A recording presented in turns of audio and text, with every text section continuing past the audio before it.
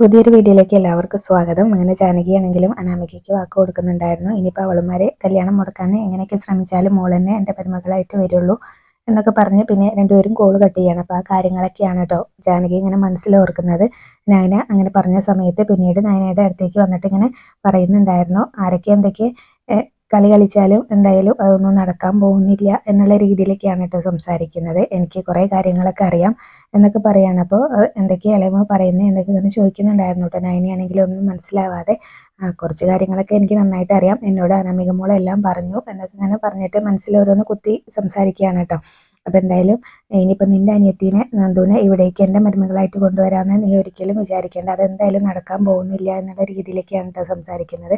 അപ്പം നയനെ ചോദിക്കുന്നുണ്ടായിരുന്നു, അങ്ങനെ ആരാ ഇളയമേ ചിന്തിച്ചത് എന്നൊക്കെ ഇങ്ങനെ ചോദിക്കുന്നുണ്ടായിരുന്നു കേട്ടോ. എനിക്ക് എന്തായാലും കാര്യങ്ങളൊക്കെ അറിയാം, അതെന്തായാലും നടക്കാൻ പോകുന്നില്ല എന്നൊക്കെ പറഞ്ഞിട്ട് ദേഷ്യപ്പെട്ടുകൊണ്ട് അവിടെ നിന്ന് അങ്ങ് പോവുകയും ചെയ്യാണ് കേട്ടോ. അപ്പോൾ എനിക്ക് കാര്യങ്ങൾ മനസ്സിലാവുന്നുണ്ട്, അനാമിക എന്തൊക്കെയോ പറഞ്ഞു കൊടുത്തിട്ടുണ്ട് എന്നുള്ളത് കേട്ടോ. അപ്പോൾ ഇങ്ങനെ അതിൻ്റെ ഇടയ്ക്ക് കനകയാണെങ്കിലും പറയുന്നുണ്ടായിരുന്നു കേട്ടോ, എൻ്റെ നന്ദൂട്ടനാണ് അവരെ അടിച്ചിട്ട് ഇങ്ങനെ രക്ഷിച്ചതെന്നൊക്കെ ഇങ്ങനെ പറയുന്നുണ്ടായിരുന്നു. അപ്പോൾ പോലീസ് കേസൊക്കെ ആയാൽ പിന്നെ ഇങ്ങനെ കള്ളി വിളിച്ചിട്ടാവുമല്ലോ, അതുകൊണ്ടല്ലേ എന്നൊക്കെ ജാനകിയും പറയുന്നുണ്ടായിരുന്നു കേട്ടോ. അവർ പിടിക്കപ്പെടുമെന്ന് അറിഞ്ഞപ്പോൾ നന്ദു അവളെ വെറുതെ വിട്ടാണെന്നുള്ള രീതിയിലേക്കാണ് സംസാരിക്കുന്നത്. അപ്പോൾ കനക പറയും, ജാനകി അതൊക്കെ പറഞ്ഞു പോയ സമയത്ത് ഇതിപ്പോൾ അവളെ രക്ഷിച്ചത് വെറുതെ ആയില്ല മോളെ എന്ന് പറയും കേട്ടോ നൈനയോട്. അപ്പോൾ നൈന പറയും, അത് വെറുതെ ആയിട്ടില്ല അമ്മേ, ഇപ്പം നന്ദു അനിയും തമ്മിൽ സ്നേഹത്തിലായത് ഇങ്ങനെ ഇവിടെ ഇങ്ങനെ ഇളയമ്മയ്ക്ക് മാത്രമല്ലേ അറിയുള്ളൂ.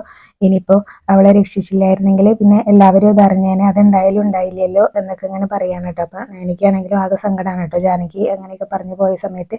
പിന്നീട് അനാമികയുടെ അച്ഛനാണെങ്കിലും പറയുന്നുണ്ടായിരുന്നു, മോളുടെ ബുദ്ധി സമ്മതിച്ചിരിക്കുന്നു എന്നൊക്കെ ഇങ്ങനെ പറഞ്ഞ് ഇങ്ങനെ വല്ലാതെ അഭിനന്ദിക്കുകയൊക്കെ ചെയ്യാണ് കേട്ടോ ജാനകിനോട്. അങ്ങനെയൊക്കെ പറഞ്ഞു എന്ന് അറിഞ്ഞതിന് ശേഷമാണ് കേട്ടോ അതങ്ങനെ പറയുന്നത്. അപ്പം എന്തായാലും അത് നന്നായി, മോള് ആ സ്റ്റാൻഡിൽ തന്നെ നിന്നാൽ മതി എന്നൊക്കെ അമ്മയാണെങ്കിലും ഇങ്ങനെ പറഞ്ഞു കൊടുക്കുകയാണ് കേട്ടോ. എന്തായാലും ആ മുത്തച്ഛി ഇനി അവിടേക്ക് വരരുത്, നിങ്ങളെ കല്യാണം കഴിഞ്ഞ ശേഷം എനിക്ക് അങ്ങനെ അനിയുടെ അമ്മേനോട് അനിയുടെ അമ്മയ്ക്ക് മാത്രമല്ലേ അങ്ങനെ അവളെ വെറുത്തിട്ടുള്ളൂ, എനിക്ക് എന്തായാലും ഇപ്പോഴും അവളോട് സ്നേഹം തന്നെയല്ലേ എന്നുള്ള രീതിയിലേക്കാണ് കേട്ടോ സംസാരിക്കുന്നത്. എന്തായാലും പിന്നീട് ഇങ്ങനെ പറയുന്നുണ്ടായിരുന്നു, അവളിങ്ങനെ അവളും അതുപോലെ തന്നെ നയനയാണല്ലോ ചെന്നിട്ട് ഇങ്ങനെ അനാമികനെ രക്ഷിച്ചത്. അപ്പോൾ അനാമികയുടെ അച്ഛനാണെങ്കിലും ആ കാര്യങ്ങൾ പറയുന്നുണ്ടായിരുന്നു കേട്ടോ. എനിക്കിപ്പോഴും നല്ല സംശയം ഉണ്ടായിരുന്നു, അവൾ വെറുതെ ഡ്രാമ കളിച്ചതാണെന്നുള്ളത്. എന്തായാലും അനിയനോട് അവൾക്ക് ഇപ്പോഴും സ്നേഹം തന്നെയാവും, അവൾ വെറുതെ ഇങ്ങനെ ഒരു ഡ്രാമ കളിച്ചതാണ് എന്നുള്ള രീതിയിലൊക്കെ സംസാരിക്കുകയാണ് കേട്ടോ. അപ്പോൾ അനാമികയുടെ അമ്മയാണെങ്കിലും അതിനിങ്ങനെ ഇതിനെ കൂട്ടു നിൽക്കുന്ന രീതിയിലാണ് കേട്ടോ ഓരോന്ന് പറഞ്ഞു കൊടുക്കുകയൊക്കെ ചെയ്യുന്നത്. അപ്പോൾ മോളെന്തായാലും അവിടെ ചെന്നിട്ട് അവളെങ്ങനെ അടുപ്പിക്കാത്ത രീതിയിലൊക്കെ വേണം അവിടെ നിൽക്കാൻ എന്നുള്ള കാര്യങ്ങളൊക്കെയാണ് പറഞ്ഞു കൊടുക്കുന്നത്. അപ്പോൾ അനാമിക പറയുന്നുണ്ടായിരുന്നു, ഞാൻ എൻ്റെ സ്റ്റാൻഡിൽ തന്നെയാണ് നിൽക്കുന്നത്, അല്ലെങ്കിലും ഇങ്ങനെ അനിയുടെ വല്യമ്മ എപ്പോഴും പറയുന്നുണ്ട് ഇനി ഞാനാണ് അവിടെ ആദ്യം വരാൻ പോകുന്ന മരുമകൾ, അതുകൊണ്ട് ഞാൻ ആ രീതിയിൽ മുന്നോട്ട് പോവുള്ളൂ, ഞാൻ അതിൻ്റെ അധികാരം അവിടെ കാണിക്കും എന്നുള്ള രീതിയിലൊക്കെ ഇങ്ങനെ സംസാരിക്കുകയാണ്. അപ്പോൾ അനാമികയുടെ അച്ഛനാണെങ്കിലും പറയുന്നുണ്ടായിരുന്നു, ഇനിയിപ്പോൾ എന്തായാലും ഇങ്ങനെ അവിടെ ചെന്നിട്ട് മോള് നമ്മുടെ പ്രാരാബ്ദങ്ങളൊന്നും മറ്റാരെയും അറിയിക്കരുത് എന്നൊക്കെ പറയാം കേട്ടോ. എന്തായാലും ഈ നമുക്കുള്ള രക്ഷ അനിയാണല്ലോ, ഇനിയിപ്പോൾ 3 ബ്രാഞ്ചൊക്കെ അനിയാണ് നോക്കാൻ പോകുന്നത്, അതുകൊണ്ട് മോൾ അവിടെ ചെന്നാലും മോളും അതിൻ്റെ ഉള്ളിൽ കയറി കൂടണം, എന്നിട്ട് നല്ലൊരു സംഖ്യ അങ്ങനെ എല്ലാ മാസവും ബാങ്കിലേക്ക് ഇടണം എന്നൊക്കെ പറയാം കേട്ടോ. ഇനി അവസരം കിട്ടുമ്പോൾ അച്ഛനും അവിടെ കയറി പറ്റിക്കോളാം എന്നൊക്കെ പറയാൻ കേട്ടോ. അപ്പോൾ അതിനുള്ള കാര്യങ്ങളൊക്കെ ഞാൻ ചെയ്തോളാം എന്ന് അനാമിക പറയുന്നുണ്ടായിരുന്നു. എന്തായാലും എൻ്റെ കയ്യിലാണല്ലോ ഇപ്പോൾ വടി കിടക്കുന്നത്, അത് എനിക്ക് നന്നായിട്ട് അറിയാമെന്നും പറയുന്നുണ്ടായിരുന്നു കേട്ടോ അനാമിക. എന്നിട്ട് അവിടെ നിന്ന് പോകുന്നുണ്ടായിരുന്നു. അങ്ങനെ അവരുടെ ഇങ്ങനെ കടെല്ലാം തീർക്കണം എന്നുള്ള രീതിയിലൊക്കെയാണ് കേട്ടോ അവർ സംസാരിക്കുന്നത്. അനന്തപുരിയിലേക്ക് അനാമിക കയറി കഴിഞ്ഞാൽ അവർക്ക് കടക്ക് വീട്ടാൻ പറ്റും എന്നുള്ളൊരു ഇതാണ് കേട്ടോ. അതിനിപ്പോൾ അനീനെ കൂട്ടുപിടിച്ചല്ലേ പറ്റുള്ളൂ. അപ്പോൾ അതുകൊണ്ടൊക്കെയാണ് കേട്ടോ ഈ കല്യാണം എങ്ങനെയെങ്കിലുമൊക്കെ നടത്താനായിട്ട് നോക്കുക. എല്ലാവരുടെ കയ്യിൽ നിന്നും ഇങ്ങനെ പണം കടം വാങ്ങിയിട്ടുണ്ടല്ലോ, ഇനിയും ആ ഉപേന്ദ്രം വെറുതെ ഇരിക്കുമെന്ന് തോന്നുന്നില്ല. ഇനിയിപ്പോൾ എന്തായാലും കല്യാണം കഴിയുന്നവരെ മോള് പുറത്തൊന്നും ഇറങ്ങണ്ട എന്നൊക്കെ പറയുന്നുണ്ടായിരുന്നു കേട്ടോ. പിന്നീട് ഉപേന്ദ്രൻ ഇപ്പോൾ വീട് അടച്ചിട്ടാലും ഇങ്ങനെ തള്ളി തുറന്ന് കയറി വരും എന്നൊക്കെ അങ്ങനെ അനാമികയുടെ അച്ഛൻ പറയുന്ന സമയത്ത് അങ്ങനെ ആർക്കും അങ്ങനെ വീട്ടിനുള്ളിലേക്ക് അതിക്രമിച്ച് കയറാനൊന്നും പറ്റില്ല, അപ്പോൾ കേസ് കൊടുക്കണം എന്നുള്ള രീതിയിലേക്ക് അനാമിക സംസാരിക്കുകയും ചെയ്യുന്നുണ്ടായിരുന്നു കേട്ടോ. പിന്നീട് എന്തായാലും ഒരുപാട് പേർക്ക് ഇങ്ങനെ കടക്ക് കൊടുക്കാനുണ്ടെന്ന് തോന്നുന്നുണ്ട്. അപ്പോൾ എന്തായാലും അനന്തപുരിയിലേക്കാണ് മോള് ഇങ്ങനെ കല്യാണം കഴിക്കാൻ പോകുന്നതെന്ന് അറിഞ്ഞപ്പോൾ എല്ലാവരും ഒന്ന് അടങ്ങിയതാന്നൊക്കെ ഇങ്ങനെ അനാമികയുടെ അമ്മയാണെങ്കിലും ഇങ്ങനെ സംസാരത്തിൻ്റെ ഇടയിൽ പറയുന്നുണ്ടായിരുന്നു കേട്ടോ. അപ്പോൾ എന്തായാലും അനാമിക നല്ല ഉദ്ദേശത്തോടു കൂടിയൊന്നുമല്ല അനന്തപുരിയിലേക്ക് കയറാനായിട്ട് പോകുന്നത്. ഇനിയിപ്പോൾ എന്തൊക്കെയാണ് അനന്തപുരിയിൽ നടക്കാൻ പോകുന്നതെന്ന് നമുക്ക് എന്തായാലും കണ്ടറിയാലോ. പിന്നീട് നന്ദു ആണെങ്കിലും ഇങ്ങനെ വിഷമിച്ചിരിക്കുന്ന സമയത്ത് നയന ഫോൺ വിളിച്ചിട്ട് കാര്യങ്ങൾ പറയുന്നുണ്ടായിരുന്നു കേട്ടോ. അപ്പൊ മോളിങ്ങനെ അനിയുടെ അടുത്ത് നിന്ന് അകന്നത് നന്നായി. എന്തായാലും എന്നെ ഇവിടെ കൂടുതൽ സപ്പോർട്ട് ചെയ്തിരുന്നത് ഇങ്ങനെ ഇളയമ്മയായിരുന്നല്ലോ, ആ ഇളയമ്മയാണ് ഇപ്പൊ തിരിഞ്ഞിരിക്കുന്നത്. അനാമികനെ നമ്മളെ രക്ഷിച്ചു കൊണ്ടുവന്നെങ്കിലും അവൾക്ക് അതിന്റെ നന്ദിയൊന്നും ഇല്ലാന്ന് തോന്നുന്നുണ്ട്. എന്തായാലും മോള് ഇങ്ങനെ അനിയുമായിട്ട് അകന്നത് നന്നായി എന്നൊക്കെ എന്നുള്ള രീതിയിലൊക്കെയാണ് കേട്ടോ സംസാരിക്കുന്നത്.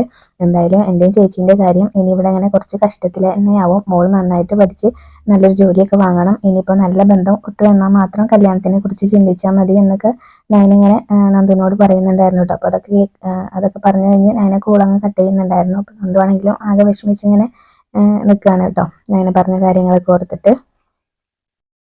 പിന്നീട് മുത്തശ്ശനാണെങ്കിൽ എന്തോ അങ്ങനെ ഭയങ്കര വല്ലായിക വരുന്നുണ്ട്. അപ്പൊ മുത്തശ്ശിയാണെങ്കിലും എന്തോ പറ്റിയെന്നൊക്കെ ചോദിക്കാണ് കേട്ടോ. അപ്പൊ തലയ്ക്കൊക്കെ എന്തോ വേദന പോലെ ഉണ്ട് എന്നൊക്കെ ഇങ്ങനെ പറയുകയാണ്. അപ്പൊ അവരിങ്ങനെ സംസാരിച്ചുകൊണ്ട് ഇങ്ങനെ നിൽക്കുന്ന സമയത്താണെങ്കിലും ആദർശ് അവിടേക്ക് വരുന്നുണ്ടായിരുന്നു കേട്ടോ. അപ്പൊ ആദർശിനോട് കാര്യം പറയുന്നുണ്ടായിരുന്നു. അപ്പൊ അങ്ങനെ ഹോസ്പിറ്റലിലേക്ക് പോകാൻ വിളിക്കുമ്പോൾ മുത്തശ്ശൻ പറയുന്നുണ്ടായിരുന്നു, ഇനിയിപ്പോ കല്യാണമൊക്കെ അടുത്തതല്ലേ, കല്യാണം കഴിഞ്ഞിട്ട് പോവാന്നൊക്കെയാണ് കേട്ടോ പറയുന്നത്. അപ്പൊ ആദർശ് സമ്മതിക്കുന്നില്ല. എന്തെങ്കിലും വല്ലായ്മ ഉണ്ടെങ്കിൽ പെട്ടെന്ന് തന്നെ ഹോസ്പിറ്റലിൽ എത്തിക്കാനാണ് പറഞ്ഞിട്ടുള്ളത്. എന്തായാലും മുത്തശ്ശി റെഡി ആവും എന്നൊക്കെ പറഞ്ഞ് ആദർശ് നിർബന്ധിക്കുമ്പോൾ പിന്നീട് എന്തായാലും മുത്തശ്ശനാണെങ്കിലും റെഡി ആവാനായിട്ട് പോകുന്നുണ്ട് കേട്ടോ. അപ്പം അച്ഛനും കൂടെ വന്നോട്ടെ, അച്ഛനോടും കൂടി കാര്യം പറയാമെന്ന് പറയുമ്പോൾ ആരെങ്കിലും ഒരാൾ വന്നാൽ മതി എന്നൊക്കെ മുത്തശ്ശനും പറയുന്നുണ്ട്. അപ്പോൾ മുത്തശ്ശനാണെങ്കിൽ എന്തോ പെട്ടെന്ന് ഒരു വല്ലായ്മ, നന്നായിട്ട് മുഖത്ത് നല്ല ക്ഷീണവും കാര്യങ്ങളൊക്കെ ഉണ്ട് കേട്ടോ. അപ്പോൾ മുത്തശ്ശിയാണെങ്കിൽ അത് പറയുന്നുണ്ടായിരുന്നു, എന്തെങ്കിലും നല്ല വല്ലായ്മ ഉണ്ടെങ്കിൽ മാത്രമേ മുത്തശ്ശൻ കാര്യം പറയുള്ളൂ, ഇതിപ്പോൾ നല്ല വല്ലായ്മ ഉണ്ട് എന്നൊക്കെ ഇങ്ങനെ പറയണം. അപ്പോൾ എന്തായാലും മുത്തശ്ശനെ ഹോസ്പിറ്റലിലേക്ക് കൊണ്ടുപോകാൻ ആദർശ് മുത്തശ്ശനോട് റെഡി ആവാനൊക്കെ പറഞ്ഞിട്ട് ആദർശ് അവിടെ നിന്ന് അങ്ങ് പോകുന്നുണ്ടായിരുന്നു കേട്ടോ.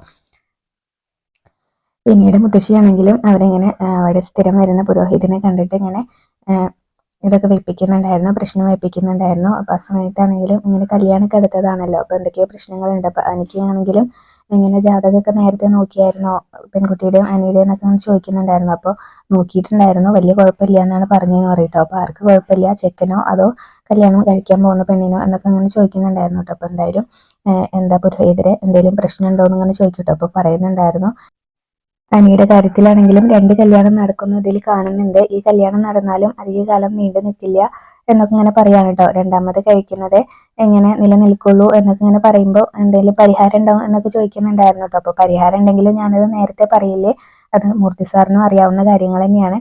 ഇപ്പൊ മറ്റു രണ്ട് കൊച്ചുമക്കളെ അങ്ങനെ ജാതകം നോക്കിയിട്ട് നല്ല കല്യാണം കഴിച്ചത് അപ്പോഴും ഞാൻ പറഞ്ഞിരുന്നു, ഇങ്ങനെ ഇങ്ങനെ അധികം ആർക്കും കിട്ടാത്ത ഒരു മുഹൂർത്തമാണ് ഇങ്ങനെ വലിയ കൊച്ചുമോന്റെ കാര്യത്തിൽ കിട്ടിയത്. അതെന്തായാലും നല്ല തീരുമാനമാണ്. അങ്ങനെ വരാറുണ്ട്, ഇങ്ങനെ കാരണവന്മാര് നല്ല കാര്യങ്ങളും പ്രവൃത്തികളൊക്കെ ചെയ്തുകൊണ്ട് അങ്ങനെയും കല്യാണം നടക്കാറുണ്ട് എന്നൊക്കെ ഇങ്ങനെ പറയാണ് കേട്ടോ.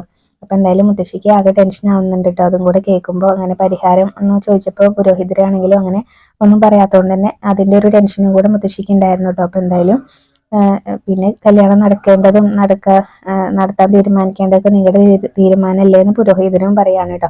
പിന്നീട് മുത്തശ്ശി അവിടെ നിന്ന് പോകുന്നുണ്ടായിരുന്നു. അപ്പോൾ പുരോഹിതരാണെങ്കിലും മനസ്സിലിങ്ങനെ ഓർക്കുന്നുണ്ടായിരുന്നു, ഈ ഇത് കണ്ടിട്ട് എന്തായാലും അവർ കല്യാണത്തിൽ നിന്ന് പിന്മാറുന്നു തോന്നുന്നില്ലല്ലോ എന്നൊക്കെ ഇങ്ങനെ അയാളും മനസ്സിൽ ഓർക്കുകയാണ് കേട്ടോ. അപ്പൊ എന്തായാലും അനാമികയും അനിയും തമ്മിലുള്ള കല്യാണം എന്തായാലും നടക്കുന്ന പുരോഹിതനും അറിയാം.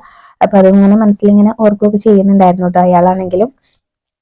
പിന്നീട് ജാനകി ആണെങ്കിലും ഇങ്ങനെ അനാമികയ്ക്ക് കൊടുക്കാനുള്ള സ്വർണ്ണമൊക്കെ ഇങ്ങനെ എടുത്ത് നോക്കിക്കൊണ്ടിരിക്കുകയാണ് കേട്ടോ. അപ്പോൾ ഇങ്ങനെ അനാമിക മോൾക്ക് കൊടുക്കാനായിട്ട് ഞാനും കുറച്ച് സ്വർണ്ണമൊക്കെ മാറ്റി വെച്ചിട്ടുണ്ട്. ഇപ്പോൾ ഇവിടേക്ക് ഇങ്ങനെ ഒന്നും അർഹതയില്ലാതെ വന്ന രണ്ട് മരുമക്കൾക്കും അമ്മ ഒരുപാട് സ്വർണം കൊടുത്തിട്ടുണ്ടല്ലോ. ഇപ്പൊ മോളാണെങ്കിൽ നല്ല രീതിയിലല്ലേ ഇങ്ങോട്ട് വരാൻ പോകുന്നത്, അപ്പൊ അവൾക്ക് കൊടുത്താൽ എന്താ എന്നുള്ള രീതിയിലൊക്കെയാണ് കേട്ടോ അജയനോട് സംസാരിക്കുന്നത്. അപ്പോൾ അജയനാണെങ്കിലും പറയുന്നുണ്ടായിരുന്നു, നീ നേരത്തെ ഇങ്ങനെയൊന്നും ആയിരുന്നില്ലല്ലോ, നൈനമോളെയൊക്കെ ഒരുപാട് സപ്പോർട്ട് ചെയ്തിരുന്നാണല്ലോ, ഇപ്പൊ എന്താ നീ ഇങ്ങനെയൊക്കെ സംസാരിക്കുന്നതെന്ന് ചോദിക്കട്ടോ. അതിനുള്ള കാരണം അവൾ തന്നെയാണ്, ആ നയന തന്നെയാണ് എന്ന് പറയൂട്ടോ.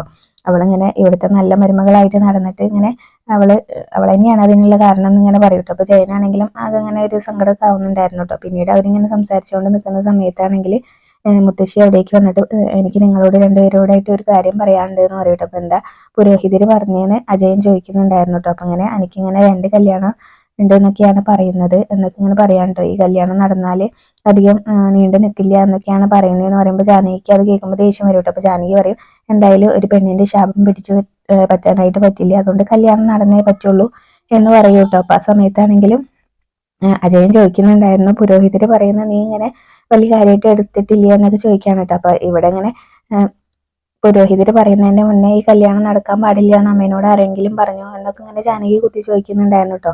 അപ്പൊ അതെന്താ ഇവിടെ പിന്നെ വേറെ ആര് പറയാനാ എന്നൊക്കെ ഇങ്ങനെ ചോദിക്കും കേട്ടോ. അപ്പൊ അല്ല, ഇവിടെ ഈ കല്യാണം നടത്തുന്നത് വേറെ ചിലർക്കൊന്നും ഇഷ്ടമല്ലല്ലോ, അതുകൊണ്ട് പറഞ്ഞതാണ്. എന്തായാലും ഇനിയിപ്പോ ഈ കല്യാണം നിശ്ചയിച്ച് ഈ കല്യാണം നടന്നേ പറ്റുള്ളൂ എന്ന് പറഞ്ഞ ദേഷ്യത്തില് ജാനകി അവിടെ നിന്ന് അങ്ങ് പോകട്ടോ. അപ്പൊ എന്താ മോനെ ഇവിടെ ഇങ്ങനെയൊക്കെ സംസാരിക്കുന്നത്, ഇവർക്ക് നല്ല മാറ്റം ഉണ്ടല്ലോ എന്ന് പറയും കേട്ടോ. അപ്പൊ എന്തായാലും നയനേനെയും അതുപോലെ തന്നെ നവ്യേനെയൊക്കെ ഇപ്പൊ ശത്രുക്കളായിട്ടാണ് കാണുന്നതെന്നൊക്കെ ഇങ്ങനെ പറയുന്നുണ്ടായിരുന്നു കേട്ടോ അജയനാണെങ്കിലും. അപ്പോൾ പറയും, മോൻ എന്താ അത് പറഞ്ഞു തിരുത്താതെന്ന് ചോദിക്കും. ഞാൻ പറയുന്നുണ്ട്, പക്ഷെ അവളുടെ തലയിൽ കയറണ്ടേന്ന് പറയും കേട്ടോ. പിന്നീട് മുത്തശ്ശിയാണെങ്കിലും ഇങ്ങനെ പറയുന്നുണ്ടായിരുന്നു, ഈ കല്യാണം അടുക്കും തോറും ഓരോരോ ഇങ്ങനെ സംഭവങ്ങൾ ഉണ്ടായിക്കൊണ്ടിരിക്കുകയാണല്ലോ, എനിക്കതിന് നല്ല പേടിയുണ്ട് എന്ന് ഇങ്ങനെ പറയാണ് കേട്ടോ. മുത്തശ്ശനാണെങ്കിലും ഇപ്പൊ ഇങ്ങനെ വയ്യാതെ ഇങ്ങനെ ഹോസ്പിറ്റലിൽ പോയതാണല്ലോ, അപ്പൊ ആ കാര്യങ്ങളൊക്കെ തന്നെ പറയുന്നുണ്ടായിരുന്നു കേട്ടോ. മുത്തശ്ശിക്കാണെങ്കിലും ആകെ ടെൻഷനുണ്ട്. അതൊക്കെ പറഞ്ഞിട്ട് മുത്തശ്ശി അവിടെ നിന്ന് പോകട്ടോ. അപ്പൊ അജയനാണെങ്കിലും ഇങ്ങനെ അതൊക്കെ ചിന്തിച്ചുകൊണ്ട് അവിടെ നിൽക്കുകയാണ്. പിന്നീട് നേരെ നയനയുടെ അടുത്തേക്കാണ് കേട്ടോ ജാനകി വരുന്നത്. നയന എന്തോ ഡിസൈൻ വരച്ചുകൊണ്ടിരിക്കുകയാണ്. അപ്പൊ അവിടെ വന്നിട്ട് ഇങ്ങനെ ദേഷ്യത്തിൽ ഇങ്ങനെ നോക്കിക്കൊണ്ട് ഇങ്ങനെ നിൽക്കുകയാണ് കേട്ടോ. അപ്പൊ നയന തിരിഞ്ഞു നോക്കുന്ന സമയത്ത് ജാനകി ഇങ്ങനെ ദേഷ്യത്തിൽ നോക്കുന്നതാണ് കാണുന്നത്. അപ്പൊ എന്താ ഇളയമ്മ ഇങ്ങനെ നോക്കുന്നതെന്ന് ചോദിക്കും കേട്ടോ. അപ്പൊ എന്താണെന്ന് നിനക്കറിയില്ലേ എന്നൊക്കെ ഇങ്ങനെ പറഞ്ഞിട്ട് വീണ്ടും അങ്ങനെ കല്യാണം മുടക്കാൻ ശ്രമിക്കുന്നതിനെ കുറിച്ചൊക്കെയാണ് കേട്ടോ വീണ്ടും ഇങ്ങനെ പറഞ്ഞുകൊണ്ടിരിക്കുന്നത്. അപ്പോൾ അത് നടക്കില്ല എന്ന് ഞാൻ പറഞ്ഞിട്ടുണ്ടല്ലോ, അപ്പോൾ നീ എങ്ങനെ ശ്രമിച്ചിട്ടും കാര്യമില്ല, നിന്റെ അനിയത്തിനെ ഇവിടേക്ക് കൊണ്ടുവരില്ല എന്നുള്ള രീതിയിൽ സംസാരിക്കാൻ കേട്ടോ. അപ്പോൾ അങ്ങനെ ഇവിടെ ആരും ചിന്തിച്ചിട്ടില്ലല്ലോ അനിയും അതും തമ്മിൽ സ്നേഹത്തിലായിരുന്നു എന്നുള്ളത് സത്യം തന്നെയാണ്. പക്ഷേ ഞങ്ങളിപ്പോൾ അവളെ പറഞ്ഞ് തിരുത്തിയിട്ടുണ്ട് എന്നൊക്കെ പറയുമ്പോഴും ജാനകിക്ക് വിശ്വാസം വരുന്നില്ല കേട്ടോ. അപ്പൊ നൈന പറയുന്നുണ്ടായിരുന്നു, ഇളയമ്മ എന്താ ഇങ്ങനെയൊക്കെ സംസാരിക്കുന്നത്, ഇളയമ്മയുടെ മനസ്സിൽ ആരാ വിഷം കുത്തി വെച്ചെന്ന് ചോദിക്കട്ടോ. എന്റെ മനസ്സിലാരും വിഷം കുത്തി വെച്ചിട്ടൊന്നുമില്ല എന്നൊക്കെ ഇങ്ങനെ പറഞ്ഞിട്ട് വീണ്ടും ഇങ്ങനെ പറയുന്നുണ്ടായിരുന്നു. ഈ വീട്ടിൽ നിന്റെ അമ്മായിയമ്മ നിന്നെ സപ്പോർട്ട് ചെയ്യാത്തപ്പോഴും ഞാനാണ് നിന്നെ കൂടുതൽ സപ്പോർട്ട് ചെയ്തിരുന്നത്. പക്ഷെ ഇപ്പൊ എനിക്ക് മനസ്സിലായി ആരായിരുന്നു ശരിയെന്നുള്ളത്.